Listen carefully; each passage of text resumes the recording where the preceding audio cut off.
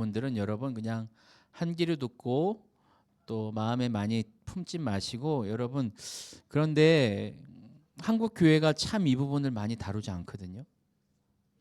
너무나도 중요한 부분인데 다루지 않아요. 여러분들은 복 받았다. 이런 이런 강의를 듣는다는 것이 은혜다. 감사해라. 예. 네, 고맙습니다. 이제 성경적인 그 재정 그리고 헌금에 대한 성경적인 근거를 쭉 한번 이렇게 열거하고 왜 헌금을 해야 하고 11조를 온전히 해야 하는가 쭉 열거했다면 이제 실질적으로 우리의 삶에서 그럼 어떻게 그럼 적용하고 어떻게 우리의 삶에서 재정을 관리하고 살아갈 것인가에 대한 좀 구체적인 좀 사항들을 이제 본격적으로 좀 다루려고 합니다. 자, 그리스도인의 5가지 실질적인 재정 사용 원칙. 제가 훈련 때의 강의를 들었던 내용도 있고 또 이후에 또 신학을 공부하면서 그리고 또 여러 말씀들을 보면서 그리고 또 책자들을 또 읽으면서 좀 제가 스스로 좀 정리를 한 부분이긴 한데 조금 좀 아쉽기는 해요. 좀 미흡하기는 한데 그래도 차차 또 이런 부분을 좀 구체적으로 좀 다룰 수 있는 기회가 있다면 좀 다루기도 할 것인데 오늘과 내일 이틀 동안의 강의를 들으면서 여러분 궁금한 것 있으면 여러분 질문해 주십시오. 예. 그래서 내일은 그 여러분의 질문들을 취합할 수 있는 받을 수 있는 어떤 그 페이퍼를 하나씩 나눠 드릴 텐데 뭐 궁금한 사항이 있으면 작성해서 임원들에게 제출하면 임원들은 저에게 좀 주시면 제가 여러분 개인 톡이나 아니면 여러분들에게 답을 알려줄 수 있는 그런 채널을 통해서 여러분들의 궁금함에 대해서 답을 해드리도록 하겠습니다. 그래서 Q&A 시간을 가질까 했는데 또 시간이 또 오래 걸리고 여러분 또 인상이 일그러질 것 같아서 그렇게 하지는 않고 내시면 제가 답을 적어서 또는 여러 전달할 수 있는 채널을 통해서 답변을 해드리도록 하겠습니다. 자, 그리스도인의 5가지 실질적인 재정 사용의 원칙 첫 번째는요. 선구별 후 지출의 원칙입니다. 짐작도 하셨겠지만 가장 일반적인 재정 사용의 방법들 특별히 여러분들 또 일반적인 사람들의 재정 사용의 방법은 내가 사용할 돈을 먼저 계산해요. 그리고 그 다음을 생각하는 거죠. 그러나 안타까운 현실은요. 내가 사용할 돈은 늘 부족하다는 거예요. 그러니 헌금 생활하기가 아깝고 저축이나 자신의 미래에 대한 준비가 어려운 거죠. 이런 재정 사용의 패턴을 바꿀 수 있는 결단이 여러분들에게 필요하다는 거예요. 이에 따른 실천 방안으로 여러분들에게 수입이 들어오면 가장 먼저 해야 할 것이 바로 하나님의 몫을 떼어 놓는 겁니다. 무엇이겠어요? 11조. 또 뭐 한 달이 4주면 4주치 헌금, 매주 드릴 헌금 따로 떼어서 구분해 놓는 거예요. 그때 주머니에서 얼마 있지? 이렇게 헌금하는 게 아니라 따로 떼어서 구분해 놓는 거죠. 내가 쓸 돈 다 빼놓고 헌금이나 저축을 하려 한다면 절대 할 수 없습니다. 저도 해봐서 알아요. 저도 청년의 때를 겪어봤잖아요. 헌금 생활에 대한 고민이 있었고 하기 싫은 때도 있었고 아까울 때도 있었어요. 안 한 때도 있었습니다. 저도 경험해봐서 알아요. 근데 온전한 신앙생활이 아니고 하나님의 기쁨, 청지기적 삶을 살아갈 수 없잖아요. 그러니 여러분, 하나님께서 부여한 청지기적 삶을 살아가길 원한다면 여러분에게 알바비 또는 월급이 들어왔을 때, 용돈이 들어왔을 때 하나님의 것을 먼저 떼어놓는 훈련을 가지셔야 돼요. 그런 습관이 되셔야 됩니다. 그러니 결단해야 되는 거예요. 쉽지 않잖아요. 이러한 결단은 재정을 바라보는 나의 관점을 하나님 중심으로 옮겨 놓는 결단입니다. 나의 관점이 돈, 내 것으로 늘 쏠려 있었던 나의 관점이 이제는 하나님을 바라보는 거예요. 나와 돈이 우선이 아니라 하나님께서 주신 것에 감사하고 나의 모든 재정은 하나님의 것입니다 라는 신앙의 고백을 행동으로 드러내는 거죠. 이것이 가장 기본이 되는 원칙인데 이것조차도 동의할 수 없다, 난 못하겠어 라고 혹시 지금 생각하고 있다면 여러분, 변할 수 없어요. 평생 돈의 노예가 되는 것이고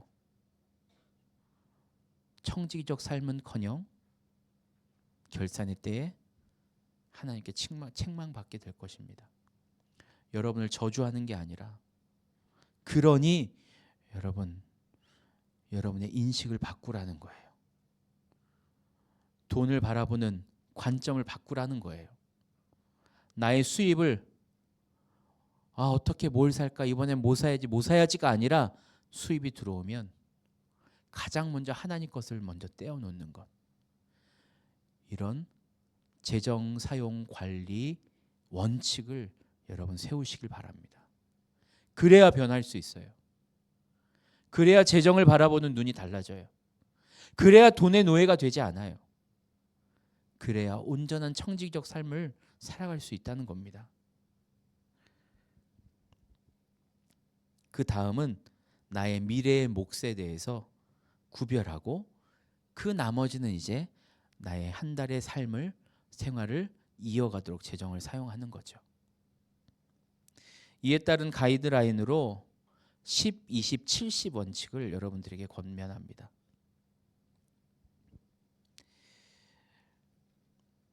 소득의 10%, 11조겠죠. 하나님께 드리고 20%는 미래를 위해 저축하고 70%는 내가 생활하는 비용으로 사용하는 거예요. 저축과 생활비는 내가 가능한 만큼 조절할 수 있어요. 꼭 20%가 아니어도 그 비율은 여러분이 알아서 수준에 맞게 조절하면 되지만 절대 손대지 말아야 할 것, 하나님을 위해 따로 떼온 하나님의 것인 10%는 손대면 안 된다는 거예요. 20% 하겠습니다. 그거는 뭐 여러분 자유이고, 그러나 그 10%는 결코 건드려서는 안 된다 라는 것을 꼭 기억해야 합니다. 그래서 여러분의 수입을 한번 계산해 보세요. 내가 한 달에 얼마 들어오나? 이 정도 들어오는데 그러면 수입의 10%는 이 정도 되겠구나. 구분하는 거예요. 그리고 저축 또는 돈을 모을 수 있는 일정 금액을 따로 또 한번 책정해서 보고, 그리고 나머지를 가지고 여러분 규모 있게 살아가 보는 거죠. 이렇게 규모 있고 절제할 수 있는 나만의 룰을 만드셔야 돼요. 무분별하게 그냥 들어오면 들어오는 대로 살아가는 게 아니라 나에게 주어진 재정이 이만큼이구나. 그러면 내가 이렇게 규모 있게 살아가야지 계획을 세워보라는 거예요. 계획을. 그러면 여러분 재정 사용의 눈이 조금씩 뜨이게 될 겁니다. 한번 여러분 도전해 보십시오. 10, 20, 70의 룰, 원칙을 한번 여러분의 삶에 적용을 해보셔서 한번 살아가 보세요. 결코 타협할 수 없는 10%, 그리고 내가 나의 미래를 위해서 준비하고 모아두는 돈 20%, 그리고 나머지 70%를 가지고 살아보자는 거예요. 그렇게 할 때에 여러분, 여러분의 일상이 달라질 수 있어요. 그리고 두 번째는요, NWP입니다. NWP. NWP가 뭐냐? N은 need, 필요. W는 want, 욕구겠죠. 원하는 것. 그리고 P는 pause, 멈춰입니다. 멈춰. 내가 필요한 것, 또 내가 원하는 것, 욕구, 막 사고 싶은 것, 막 사고 싶은 욕망, 욕구를 pause 하는 거예요. 멈추는 거예요. 멈추는 거. 청년들의 지출 목록을 보면요, 생활을 위한 필요보다는 사실 남들에게 보이기 위한 충동적 욕구가 더 많이 분출되어서 돈을 사용한다라는 통계가 있습니다. 그러니까 정말 필요해서가 아니라 어떤 나의 어떤 꾸밈이나 내가 원하는 것을 사기 위해서 지출을 한다는 거예요. 그러나 여러분도 알다시피 모든 것을 소유할 수는 없어요.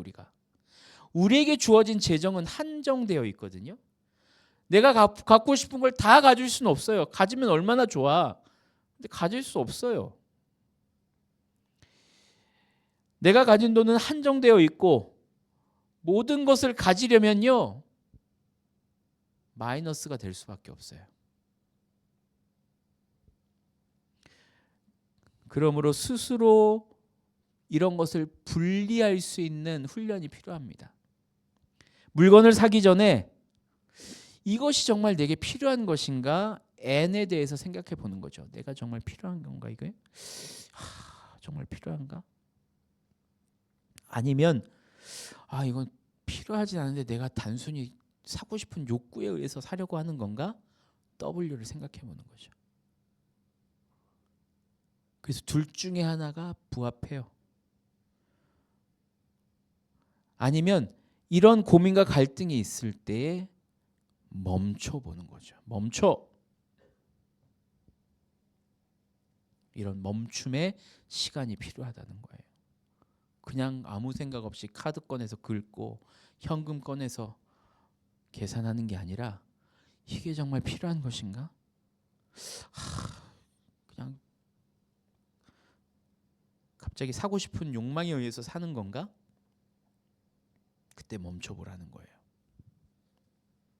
이 훈련을 통해서 내가 가진 것에 대해서 자족하는 능력을 얻게 되는 거예요. 스스로 절제하는 거죠. 이거 없어도 충분히 살아갈 수 있어. 이거 비슷한 거 있잖아. 조금 버전이 낮더라도 있잖아. 스스로 계속 자족하는 능력을 키우는 거죠. 최신 스마트폰이 나오면 즉시 바꿔요. 이걸 막 좋은 말로 표현하죠. 뭐 얼리 어댑터라고. 신제품 나오면 그냥 곧바로 사요. 아니 좋은 거 있는데 바로 사. 바로 안 된다고요. 명품이 나오면 또 명품 뭐 하나 정도 있어야지 막 이렇게 사고. 왜 그렇게 또 배달 음식은 잘 시켜 먹는지. 좀 해 먹어. 라면 정도 끓일 수 있잖아. 간단한 볶음밥 해 먹을 수 있잖아. 왜 이렇게 시켜 먹어? 여러분 뭐라는 거 아닙니다. 그냥 저 혼잣말 하는 거예요. 이런 명목으로 빠져나가는 금전적인 누수가 얼마나 큰데요. 그러니 헌금하기가 돈이 아까운 거예요. 내 쓸 돈이 없어. 그냥 통장에 스쳐간다고 하죠. 월급이. 직장인들은. 잠언 21장 20절에 이렇게 기록되어 있습니다. 지혜 있는 자의 집에는 귀한 보배와 기름이 있으나 미련한 자는 이것을 다 삼켜버리느니라. 여기서 지혜 있는 자, 하나님께서 주신 것에 대해서 감사할 줄 알고 내가 필요한 것. 그러니까 청지기적 삶인 거죠. 나 중심의 삶이 아니라 하나님 중심의 삶을 살아가는 거예요. 그러면 하나님께서 더 충성된 청지기로 여기고 더 많은 것을 맡기지 않겠어요? 더 큰 일들을 부여하지 않겠어요? 그러니 넉넉함을 누릴 수 있게 되는 거죠. 그러나 청지기로서 온전히 역할을 감당하지 못하고 작은 것조차도 잘 관리하지 못하는 불충한 청지기라면 하나님께서 일을 주시겠습니까? 여러분이 오너라고 생각해 봐요. 주인이라고 생각해 봐. 알바를 썼어요. 일을 잘 못해. 일 더 시키겠어요? 그런데 하나를 맡겼더니 막 열을 해내는 알바가 있어요. 어떡하겠어요, 여러분? 페이를 좀 더 주고서라도 함께 하자. 잘하고 있네. 조금 더 페이 줄게. 좀 더 있어줘. 이러지 않겠습니까? 같은 원리 아니겠어요? 물론 하나님은 일반적인 세상의 오너와는 다르죠. 사랑의 하나님이세요. 그럼에도 품어주시는 분이세요. 우리를 사랑하세요. 그러나 분명한 차이는 있습니다. 차이는 있다고요. 그러니 지혜 있는 자처럼 하나님의 뜻을 구하고 하나님의 뜻대로 살아가기 위해서 몸부림치면 그만큼 하나님께서 더 큰 은혜와 더 큰 일들을 우리에게 주신다는 거죠. 반드시 기억하시기 바랍니다. 그러므로 성경은 분명히 경고하고 있어요. 미련한 자의 것은 다 삼켜버린다. 사라져버려요. 한 달란트를 받은 종처럼 그 가지고 있는 달란트마저 빼앗아서 5달란트 가진 자에게 줘버리잖아요.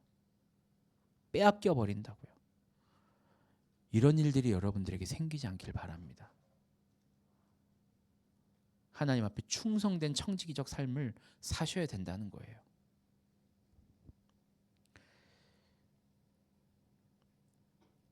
세 번째는요. 빚에 대한 무관용 원칙을 가지고 있어야 돼요. 빚에 대해서. 현대 자본주의는 신용카드와 할부라는 이름으로 청년들에게 아주 쉽게 빚을 권합니다. 야, 6개월 무이자 할부래. 마치 공짜로 사는 것처럼 돈 내는 거야. 할부가요, 여러분, 무이자 할부가 공짜로 사는 게 아니잖아요. 그런데 무이자 할부에 막 열광해. 돈 내는 거라고요. 내 돈 나간다고요. 세상은 그렇게 막 우리를 착각하게 해요. 내 욕구가 앞서요. 그래서 눈을 가려. 내 돈 나가는 걸 생각하지 못하고 무이자래? 와, 대박. 12개월 무이자? 사야겠네. 내 돈 나간다고요, 내 돈. 이렇게 눈 멀게 한다니까요, 세상이. 여러분, 할부가 또 어떤 의미예요? 빚지는 거예요. 남의 돈을 미리 끌어다 쓰는 거라고요. 그렇다고 너는 할부 안 하냐? 저도 할부 끊죠. 저도 해요. 하는데 무이자에 환장하는 거 맞아요. 그런데 NWP를 생각하죠. 그리고 정말 필요한 거라면, 그리고 내가 갚을 수 있는 여력이 되는지 확인하고 규모를 따진 다음에 진행하죠. 그런데 무분별하게 진행하는 건 안 된다는 거예요. 빚을 지면 안 된다는 거예요. 무관용의 원칙이 있어야 된다는 거예요. 잠언 22장 7절에 이렇게 기록하고 있습니다. 부자는 가난한 자를 주관하고 빚진 자는 채주의 종이 되느니라. 이렇게 명확하게 경고하고 있어요. 이에 대한 실천 방안으로는요, 신용카드 대신 체크카드 사용을 권합니다. 내가 가지고 있는 만큼만 사용하라는 거예요. 직장인들은 뭐 그렇다 쳐요. 그런데 아직 직장을 갖지 않은 학생 신분이거나 취준생이라면 더더군다나 여러분 체크카드 사용하셔야 돼요. 신용카드 사용하다가 큰일 납니다. 막 긁었다가 큰일 나요. 카드가 많으면 많을수록 내가 얼마나 사용하는지 파악이 안 돼요. 그리고 비장의 필살기를 발휘하게 되죠. 돌려막기. 그러면 이제 끝난 거예요. 이제 신용카드 무서운 줄을 아셔야 됩니다. 그러면 안 돼요, 여러분. 할부는 당장의 고통을 유예할 뿐입니다. 미래의 내 소득을 갉아먹는 행위예요. 물론 학자금 대출이나 또 거주를 위한 목적으로 불가피한 빚을 지는 거는 뭐라 하는 게 아니에요. 그러나 이것 또한 분명한 생각이 있어야 되는데, 취업 후에 또 내가 갚을 수 있는 상황이 되면 최우선적으로 이 빚을 털어버리는 게 중요합니다. 그래서 돈에 노예되는 삶을 살아가는 것이 아니라 그 돈에 노예된 삶에서 빨리 벗어나는 게 중요한 거예요. 할부나 여러 가지 대출이나 이런 것들로 돈에 찌들리고 노예된 삶을 살잖아요. 삶이 퍽퍽해요. 그리고 가장 먼저 타격 오는 게 바로 헌금 생활입니다. 아까워요. 완전히 무너져 버리는 거죠. 그렇기 때문에 여러분 잘 지키고 여러분만의 기준, 성경적인 기준, 나는 청지기적 삶을 살아야 된다라는 명확한 기준을 가지고 여러분 살아가셔야 돼요. 규모 있게 살림을 꾸려 보십시오. 여러분 할 수 있어요. 이제 시작이잖아. 무분별한 카드 사용과 무분별한 재정 사용으로 나락으로 떨어진 사람들이 얼마나 많습니까? 우리나라의 신용불량자들이 왜 나오나요? 운이 나빠서요? 재수가 없어서? 잘못된 경제 구조를 만나서? 아니요. 자기가 무분별하게 사용해서 그런 거예요. 남 탓할 수 없어요. 자기가 잘못한 거예요. 그러니 여러분 청지기적 삶을 살기 위해서 애를 쓰시기 바랍니다. 그래서 빚에 대해서는 여러분 무관용의 원칙을 가지고 할부 되도록이면 안 한다. 신용카드 노, 체크카드 예스. 그렇게 생활해 보시기 바랍니다. 네 번째는요, 목적이 있는 저축이 있어야 됩니다. 미래를 준비하는 거죠. 저축은 세상 사람들처럼 불확실한 미래에 대한 두려움 때문에 부를 축적하는 게 아니라 그리스도인의 저축이라면 하나님의 부르심에 언제든 응답하기 위한 준비의 목적으로 저축을 해야 돼요. 단순히 부의 축적의 목적이 아니라는 거예요. 실천 방안으로는요, 막연히 돈을 모으기보다 목적을 정하는 게 중요합니다.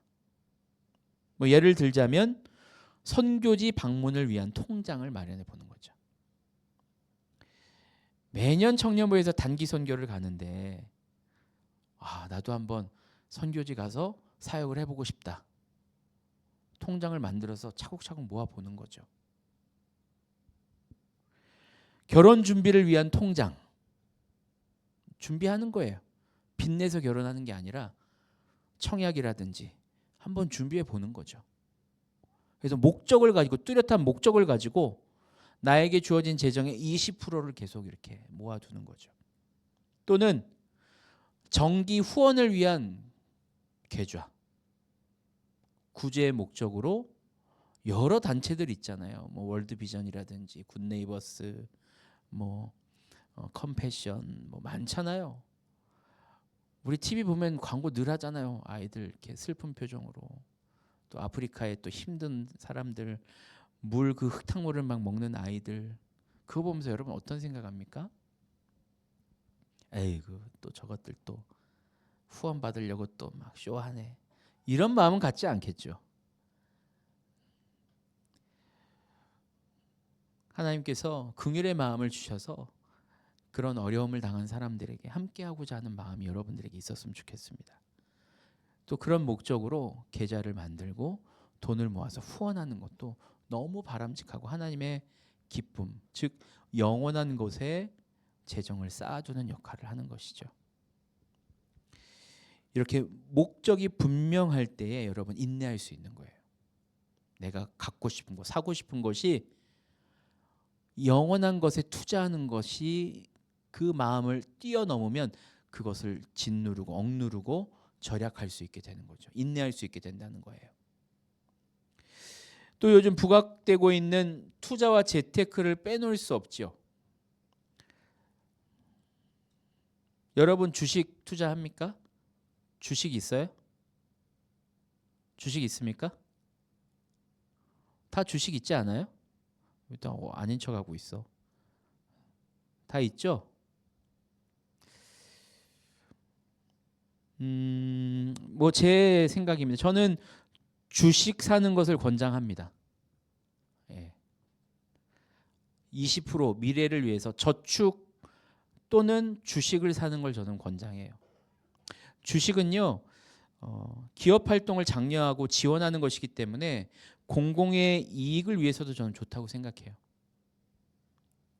단순히 일확천금을 노려서 도박성 투자, 어디가 좋대, 막 빚을 끌어다가 막 주식을 사고, 그건 당연히 안 되는 거죠.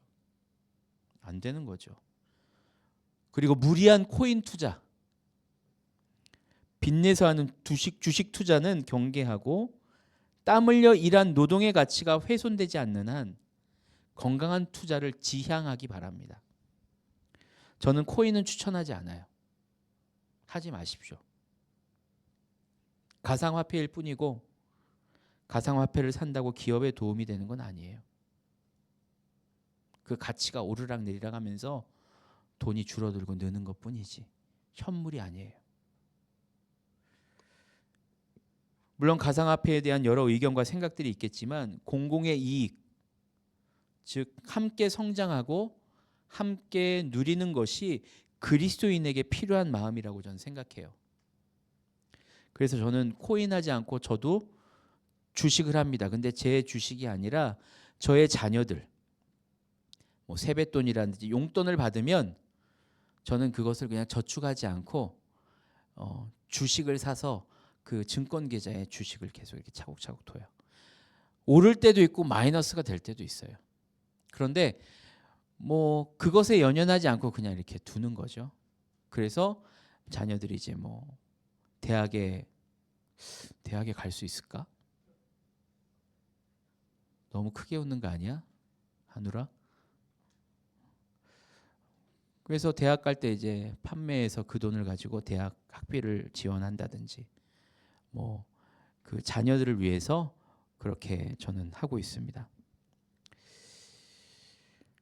단순히 은행에 넣어서 재정을 좀 묵히기보다는요. 기업 활동에 도움을 주는 것이 저는 좋다고 생각하기 때문에 저는 주식을 삽니다. 자녀들을 위해서, 자녀들 재정을 가지고. 기업이 잘하면 저도 이익을 함께 누릴 수 있죠. 배당금이라든지 아니면 주식 주가가 올라서 좀 어느 정도 더 이익을 볼 수 있겠죠. 그래서 함께 성장하고 함께 누리는, 그래서 자녀들을 위해 주식을 사는 겁니다. 여러분 돈을 왜 모읍니까? 돈을 왜 모아요? 가장 우리는 원초적으로 돈을 모으는 것에 대한 인식은 빚을 안 지고 내가 사고 싶은 것, 원하는 것을 할 수 있기 때문에 돈을 모으는 거 아닙니까?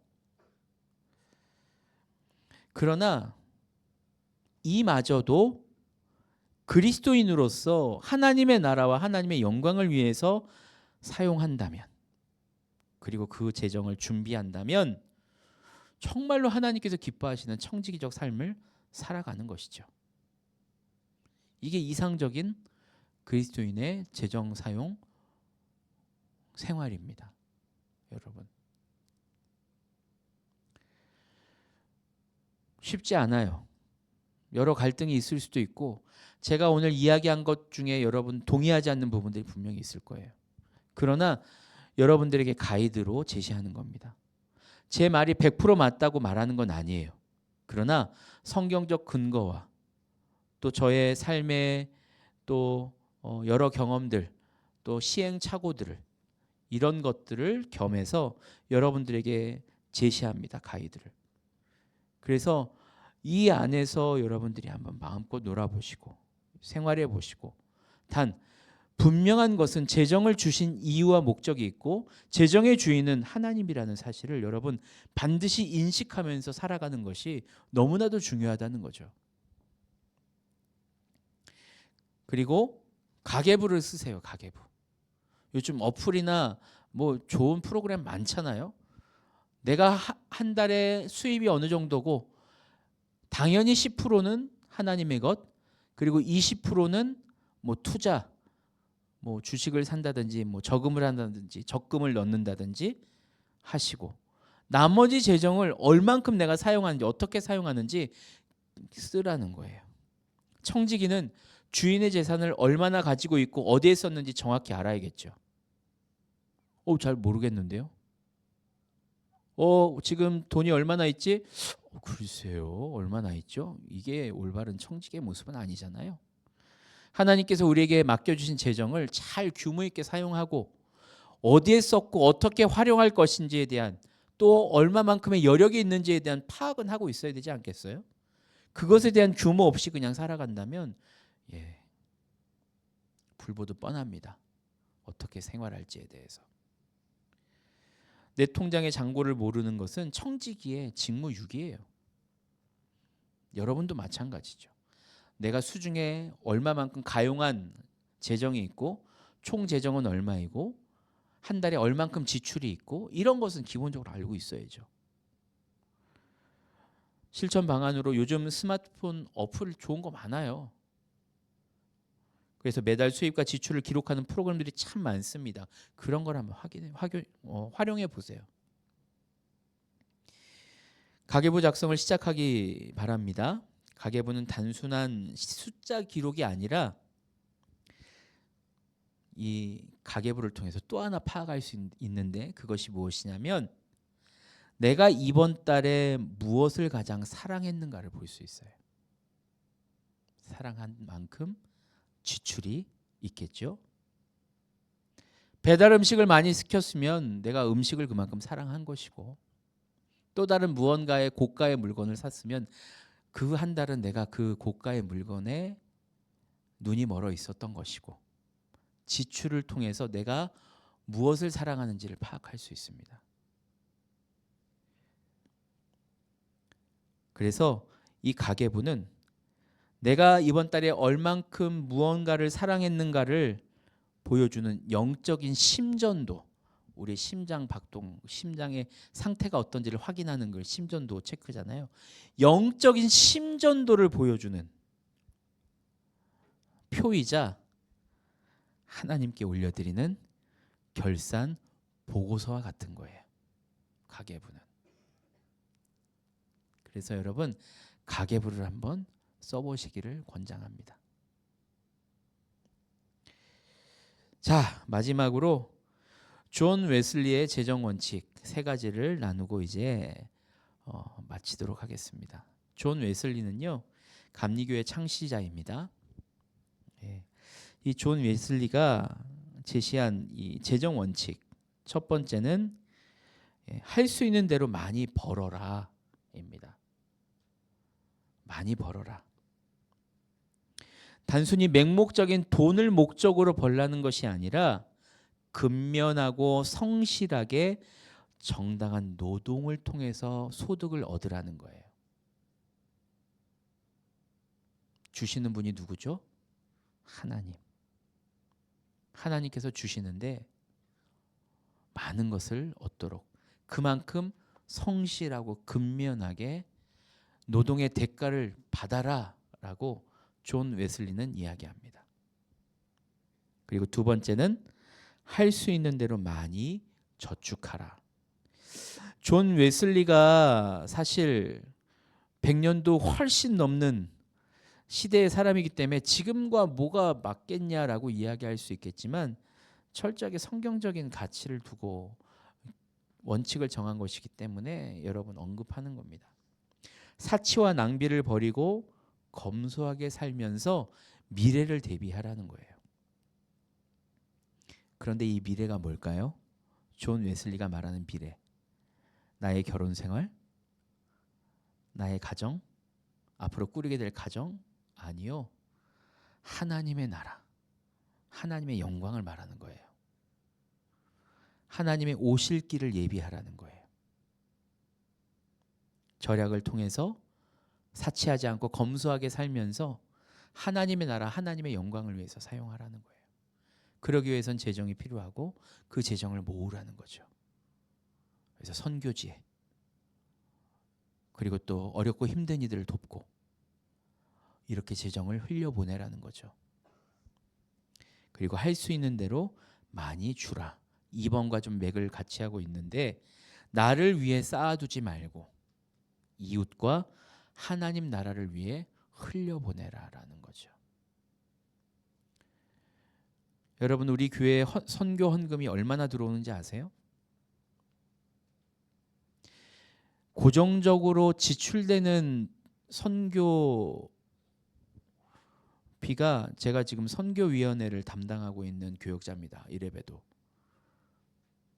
갑자기 시켜서 하게 됐긴 한데, 근데 거의 한 1,500만 원 돈? 한 달에 그렇게 지출이 돼요. 선교사님들 생활비도 드리고 후원도 하고, 파송 선교사님은 생활비까지 보내드리고, 또 협력 선교사님들에게는 또 일정 부분 또 후원을 하고 있고, 주보 보면 상당히 많잖아요. 매달 그렇게 나간다고요. 근데 마이너스 될 때가 많대요. 그만큼 선교헌금 하지 않아요. 선교사님들은 그 선교비로 생활하잖아요. 거기서 뭐 일을 합니까? 뭘 합니까? 오롯이 주의 나라를 위해서, 복음을 위해서 사역을 하고 있는데, 파송교회와 또 협력교회가 힘있게 후원해 주지 않으면 생활이 무너져 버리면 사역하기 어렵잖아요. 기본적인 생활은 보장되어야 되지 않겠습니까? 보장해 주겠노라 하고 파송하는데 교회에서 후원해 주지 않아요. 힘들죠. 연초에 여러분들에게 나눠준 헌금 봉투 기억나시나요? 작정 헌금 봉투. 거기에 선교 헌금란이 있습니다. 구제, 장학, 건축, 이렇게 헌금이 있죠. 다른 건 모르더라도 여러분, 선교 헌금은 했으면 좋겠습니다. 선교사님들의 삶을 위해서, 안정된 사역을 위해서. 그게 바로 영원한 것을 위해 재정을 쏟는 거예요. 하나님의 나라, 주의 영광을 위해서 쏟는 거예요. 금액은 중요하지 않아요. 매달 정기적으로 마음을 쏟아붓는 것이 중요합니다. 혹시 봉투 나눠줬는데 버린 사람 있나요? 교회 많아요. 저한테 얘기하면 얼마든지 갖다 줄게요. 저 봉투가 없어서 헌금을 갖다 줄게. 얘기하세요. 1,000원, 2,000원도 좋아요. 금액이 중요하지 않다니까요. 매달 정기적으로 하는 게 중요합니다.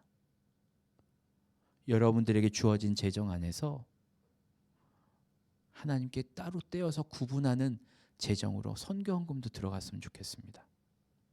좀 더 여력이 된다면 다른 헌금, 장학이라든지 구제라든지, 우리 교회 아직 헌당 못한 거 알죠? 건축이라든지. 영원한 것, 하나님을 바라보는 거예요. 그 재정을, 나의 재정을 통해서 하나님께서 일하실 것을 기대하면서, 하나님의 나라 확장을 기대하면서 하나님 앞에 드리는 거죠. 교회에 드린다고 생각하지 마세요. 하나님께 드리는 거라고요. 하나님께. 하나님 앞에 드리는 거라고요. 아, 이 돈이 정말 선교사님한테 갈까? 생각하지 마. 하나님이 알아서 하실 거예요. 하나님께 드리는 게 중요한 거예요.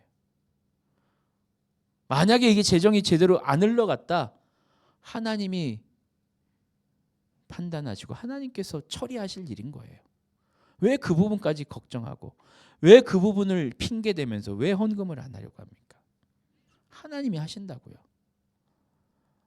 하나님은 우리의 그 온전한 헌금, 온전한 예물을 기뻐 받으신다는 걸 여러분 기억하시기 바랍니다.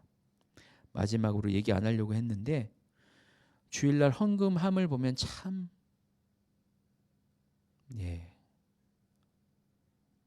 무슨 말 할지 알죠? 여러분. 오죽하면 주정 헌금 봉투를 마련했어요. 청년들 너무 헌금 안 해서. 에이, 저기 본당 헌금하면 헌금하니까 그런 거죠. 그쵸? 예. 그래서 청년부 예배 때는 별로 없는 거죠. 깜짝 놀랐습니다. 이렇게 헌금 생활을 안 하나? 여러분, 청지기로 부르셨다고요. 여러분을. 모든 것이 하나님의 것입니다. 썩어질 것이에요. 영원한 것. 하나님의 나라를 위해. 그리고 청지기로 부름받은 여러분, 하나님 앞에 충성된 청지기의 삶을 살아가는 여러분이 되기를 부탁드립니다. 그럴 때에 하나님께서 여러분들에게 더 큰 것을 맡길 거예요. 더 크신 일들을 여러분들에게 부여할 것입니다. 그건 저나 누군가가 판단하는 것이 아니라 하나님께서 판단하실 거예요. 하나님 앞에 부끄럽지 않은 모습으로 우리에게 주어진 삶의 자리에서 청지기적 삶을 살아가는 저와 여러분들이 되기를 소망합니다. 우리 함께 찬양하고 몇 가지 기도하고 이제 귀가하도록 하겠습니다. 많이 늦어졌긴 한데 그래도 하나님 앞에 우리의 마음을 다해서